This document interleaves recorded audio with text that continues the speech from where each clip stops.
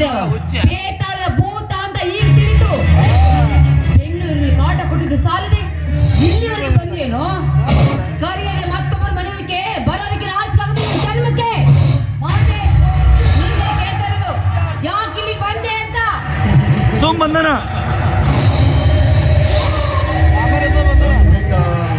ಕರೆಯದೆ ಬರುವವನಿಗೆ ಕರೆಯದೆ ಓದುವವನಿಗೆ ಕರೆದು ಕಾಲ್ಮರಿಲೆ ಹೊಡಿಯಂತ ಸರ್ವ ಬರಬೇಕೆಂದು ಬಯಸಿ ಬಂದವನು ನಾನಲ್ಲ ಅಂಬಿಕ. ಮತ್ತೊಬ್ಬರ ಮನೆಯಲ್ಲಿ ಕಪ್ಪಿ ಹಚ್ಚಿಡಲು ನಾನೇನು ಲಜ್ಜೆಗೆಟ್ಟ ಪುರುಷನಲ್ಲ. ನಾನ್ಯಾರೆಂಬುದನ್ನು ಇನ್ನೂ ನೀನು ಅರಿತುಕೊಂಡಿಲ್ಲ. ಅರಿತುಕೊಂಡಿದ್ದು ಯಾಕಂದ್ರೆ ನಾ ಬರುವ ಮುನ್ನವೇ ಬಾಗಿಲಲ್ಲಿ ನಿಂತು ನನ್ನನ್ನು ಸ್ವಾಗತ ಮಾಡಿಕೊಳ್ಳುತ್ತಿದ್ದೆ. ಈ ವಿಷಯ ತಿಳಿಯಲಾರದು ನಿನ್ನ ದುರ್ದೈವ ಅಂಬಿಕಾ. ಧನುರಾಜ ದಣಿ ಹತ್ತಿರ ದುಡಿಯುವ ರುದ್ರನ ಮಗಳು ತಾನೆ. ಹೌದು. ಆದ್ರಿಂದ ನಿನ್ಗೇನಾಗಬೇಕಾಗಿದೆ? ನೀನೇಕೆ ಇಲ್ಲಿ ಬಂದೆ ಅಷ್ಟು ಮಾತ್ರ ಮಗಳು. ಬರಬೇಕೆಂದು ಬಯಸಿ ಬಂದವನು ನಾನಲ್ಲ ಅಂಬಿಕಾ. ಬರುವ ಅವಶ್ಯಕತೆ ತಂದು ಕೊಟ್ಟವನ ನಿನ್ನ ತಂದೆ. ನಾನು ಈ ಊರಿನ ಧನರಾಜದಣಿಯ ಮಗ, ದೇಶದಣಿ.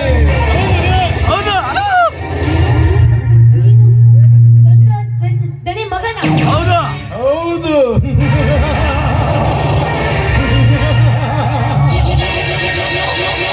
ಯಾಕೆ ಅಂಬಿಕಾ ಮೈಯಲ್ಲಿ ಹರಿಯುವ ರಕ್ತ ಹೆಪ್ಪುಗಟ್ಟಿದೆ. ನಿಂತ ನೆಲವೇ ನಂಬಲಾರದಂತಾಯ್ತೆ. ಇಲ್ಲ ಮಾತನಾಡುವ ನಾಲಿಗೆ ನಾಚಿಕೊಂಡಿದೆ. ಅಂಬಿಕಾ ನಿನ್ನ ಪ್ರೀತಿ ಬಯಸಿದ್ದು ತಪ್ಪಾಯ್ತೆ. ತಪ್ಪಲ್ಲ. ನಿನ್ನನ್ನು ಕಂಡು ನನಗೆ ಪಾಪ ಅನಿಸ್ತಾ ಇದೆ. ಯಾಕೆ?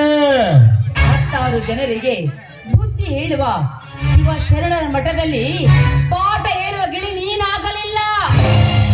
ಬೀದಿಯಲ್ಲಿ ಎಲುಬು ತಿನ್ನುವ ನಾಯಿಯಾದೆ. ಅಂಬಿಕಾ ನಾಲಿಗೆ ಸ್ವಲ್ಪ ಹತೋಟಿಯಲ್ಲಿರಲಿ. ಮನ ಬಂದಂತೆ ಮಾತನಾಡಿದೆಯಾದರೆ ನಿನ್ನನ್ನು ನಿಂತ ನೆಲದ ಮೇಲೆ ನಿನ್ನ ದೇಹ ಮಣ್ಣಪಾಲ ಮಾಡಬೇಕಾಗುತ್ತೆ. ನಾನ್ಯಾರೆಂಬುದನ್ನು ಅರಿತುಕೊಂಡು ಮಾತನಾಡು. ನಿನ್ನಂತ 10 ಜನರಿಗೆ ಅನ್ನ ಹಾಕುವ ಪುಣ್ಯವಂತರ ಮನೆಯ ನನ್ನದು. ನಾನು ಮನಸ್ಸು ಮಾಡಿದೆಯಾದರೆ ನಿನ್ನಂತ 10 ಹೆಣ್ಣುಗಳನ್ನು ತಂದು ನಿಲ್ಲಿಸುತ್ತೇನೆ. ಆ ಶಕ್ತಿ ನನ್ನಲ್ಲಿ ಉಂಟು. ಆದ್ರೂ ನಿನ್ನನ್ನು ಕಟ್ಟಿಕೊಳ್ಳಬೇಕೆಂಬ ಕೆಟ್ಟ ಗುಣ.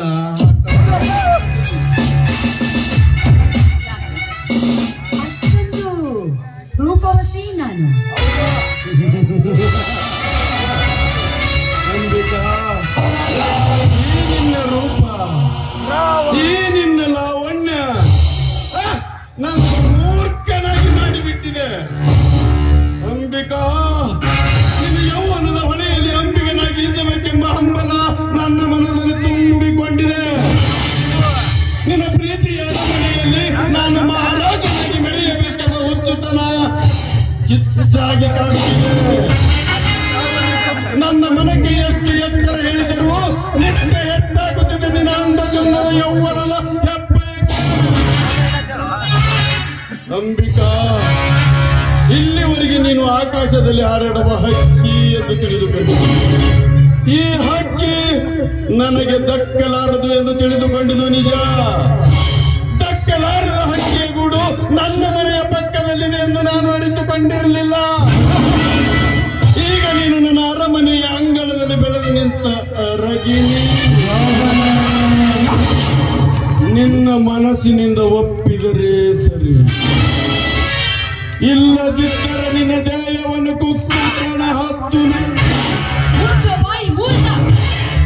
ಮನ ಬಯಸಿದ ದೇಹವನ್ನು ಕುಗ್ಗಿ ತಿನ್ನಲು ಇದನ್ನು ದೇವದಾಸಿ ಹಕ್ಕಿ ಅಲ್ಲ, ದೇವರಿಗೆ ಮೀಸಲಾಗಿದ್ದ ಹಕ್ಕಿ ನಾನು. ನನ್ನನ್ನು ಕುಕ್ಕಲು ಬಂದಿದ್ದೆ ಆದ್ರೆ ನಿನ್ನ ರೆಕ್ಕೆ ಕತ್ತರಿಸಬೇಕಾಗುತ್ತದೆ. ಮಾಂತೇಶ್, ನೀನು ಮಾತು ಹೇಳ್ತೀನಿ, ಚೆನ್ನಾಗಿ ನೆನಪಿನಲ್ಲಿಟ್ಟು. ಮನಸ್ಸಿಲ್ಲದ ಹೆಣ್ಣನ್ನು ಆಸೆ ಪಡುವುದೆಂದರೆ ಸೇದುವ ಬಾವಿಯಲ್ಲಿ ನೀರನ್ನು ಕಂಡು ನಾಯಿ ಆಸೆ ಪಟ್ಟಂತೆ. ಪ್ರೀತಿ ಇಲ್ಲದ ಹೆಣ್ಣನ್ನು ಅತ್ಯಾಚಾರಗೊಳಿಸುವುದೆಂದರೆ ಉಪ್ಪಿಲ್ಲದ ಅಡಿಗೆಯನ್ನು ಉಣ್ಣಂತೆ ಸರಿ. ಮನಸ್ಸಿಲ್ಲದ ಹೆಣ್ಣನ್ನು ಮದುವೆಯಾಗುವುದೆಂದರೆ ಗಟಾರದ ನೀರಿಗೆ ಗಂಧವನ್ನು ಸುರಿದಂತೆ ಸರಿ. ಇದೆಲ್ಲ ಅರ್ಥಕೊಂಡು ಬದುಕಿದರೆ ನೀನು ಮಾನವನಾಗ್ತೀಯ, ಇಲ್ಲ ಅಂದ್ರೆ ನಿನ್ನ ಪ್ರಾಣ ನನ್ನ ಕೈಲಿ ಕಳ್ಕೊಳ್ತೀಯೋ. ಮನೆ ಮೂರ್ಖ. ಅಂಬಿಕಾ, ಬಾಯಿಗೆ ಬಂದಂತೆ ಮಗಳಿದ್ದೆ ಅಂದರೆ ನನ್ನ ಕೋಪದ ಪಿತ್ತನೆ ಹೊತ್ತಿಗೆ ಇರುವುದು. ನೀನೆಷ್ಟೇ ಉಪದೇಶ ಮಾಡಿದರೂ ಅವು ನನ್ನ ಹೃದಯದಲ್ಲಿ ಭದ್ರವಾಗಿ ನಿಲ್ಲಲಾರವು. ಈ ಮಹಾದೇಶನಿಗೆ ಗೊತ್ತಿರುವುದು ಒಂದೇ ಒಂದು, ಒಲಿದು ಬರಲಾರದ ಹೆಣ್ಣನ್ನು ಕಣ್ಣು ಹತ್ತುವುದೆಂದರೆ ಓಡುವ ಜಿಂಕೆಯನ್ನು ಬೇಟೆಯಾಡಿದಷ್ಟು ಸಂತೋಷ ನನ್ನ ಮನೆಗೆ. ಪ್ರೀತಿ ಇಲ್ಲದ ಹೆಣ್ಣನ್ನು ಭೋಗಿಸುವುದೆಂದರೆ ಅಮೃತವನ್ನೇ ಕುಡಿದಷ್ಟು ಸಂತೋಷ.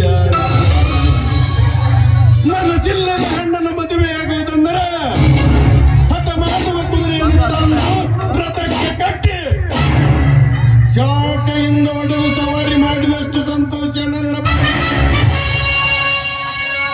ಅಂಬಿಕಾ, ಮಾತು ಬೆಳೆದಂತೆ ವೈರತ್ವ ಬೆಳೆಯುತ್ತೆ, ವೈರತ್ವ ಬೆಳೆದಂತೆ ವಿರಸ ಹುಟ್ಟುತ್ತದೆ, ವಿರಸ ಹುಟ್ಟಿದಂತೆ ಸರ್ವನಾಶಕ್ಕೆ ಮೂಲವಾಗುತ್ತದೆ. ಸರ್ವನಾಶವಾದರೆ ಯಾರಿಗೂ ಉಪಯೋಗವಾಗಲಾರದು. ಈಗ ನಾವಿಬ್ಬರು ಸರಸ ಮಾಡುವ ಉತ್ತಮ ಅವಕಾಶ ಎಂದು ನಿನಗೆ ಎಚ್ಚರಿಕೆ ಕೊಡು. ಹೌದಾ? ಹೌದು. ನೀನು ಒಂದು ಮಾತು ಕೇಳ್ತೀನಿ, ಉತ್ತರ ಕೊಡ್ತೀಯಾ? ಅದಕ್ಕೆ ನಿಂತೀಯ ಕೇಳು. ಮನುಷ್ಯ ಹೊಟ್ಟೆ ಹಸಿವಾದಾಗ ಹೊಟ್ಟೆಗೆ ಏನ್ ತಿಂತಾನೆ? ಮನುಷ್ಯ ಹೊಸು ಹಣ್ಣನ್ನು ಹೊಸ್ತಾಗ ಹೊಟ್ಟೆಗೆ ಅನ್ನವನ್ನು ತಿನ್ನುತ್ತಾನೆ. ಆ, ಅನ್ನ ಬಿಟ್ಟು ಶಗಣೆ ಹೇಗ್ ತಿನ್ನಬಾರ್ದು? ಅಂಬಿಕಾ, ಮಾನವನ ಹೊಟ್ಟೆಗೆ ಅನ್ನವನ್ನು ತಿನ್ನೋದು ಬಿಟ್ಟು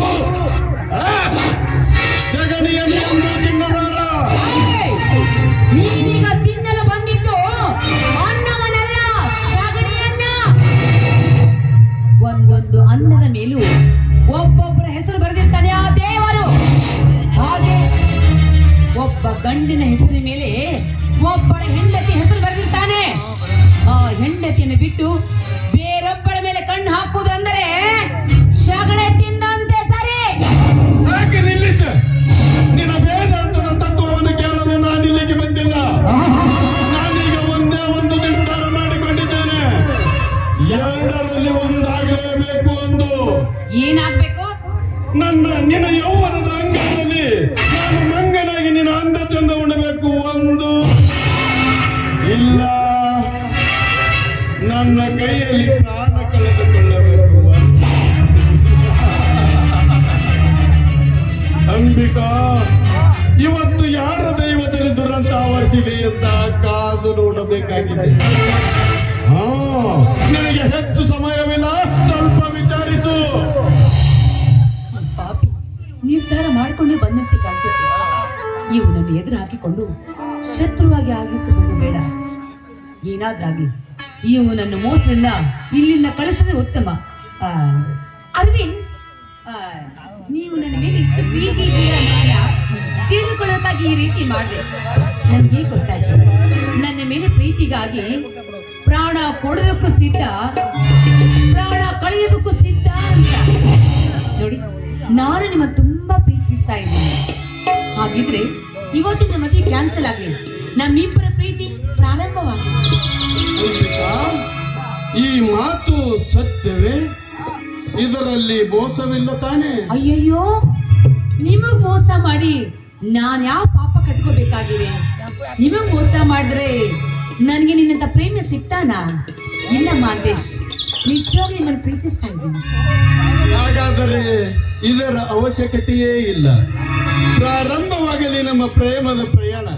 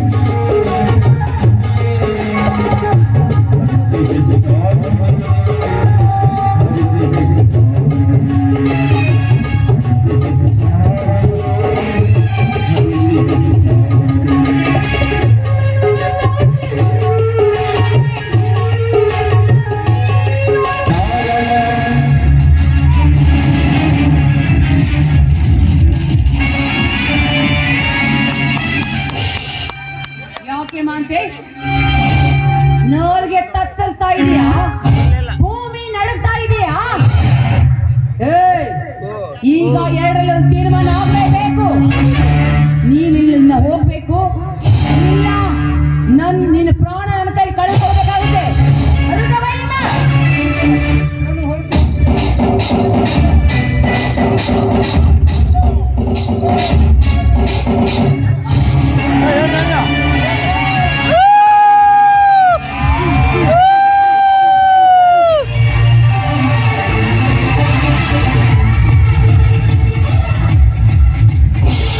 ಸ್ವಾಮಿ ಅದ ಸರಿ ತಲೆ ಬರೋದಂತ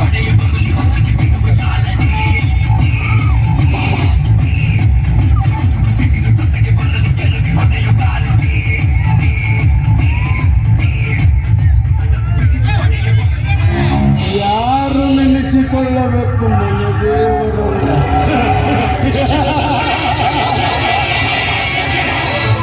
ಅಂಬಿಕಾ, ಚೇಳಿನ ವಿದ್ಯೆ ಕಲಿಯದೆ ಹಾವಿನ ಹುತ್ತಿನೊಳಗೆ ಕೈ ಎಂದು ಹಾಕಬಾರದು. ಎಷ್ಟಾದರೂ ನೀನೊಂದು ಹೆಣ್ಣು. ಹೆಣ್ಣಿನ ಬುದ್ಧಿ ಬಳಕಾಲ ಕೆಳಗನ್ನುವುದಕ್ಕೆ ನೀನೇ ಸಾಕ್ಷಿ. ಈಗ ನಿನ್ನ ಪ್ರಾಣ ನನ್ನ ಕೈಯಲ್ಲಿ ಉಳಿಯಲಾರದು. ಹತ್ರ ಬಂದಿದ್ದೆ ಆದರೆ ರಕ್ತ ಕುಡಿಬೇಕಾಗುತ್ತೆ.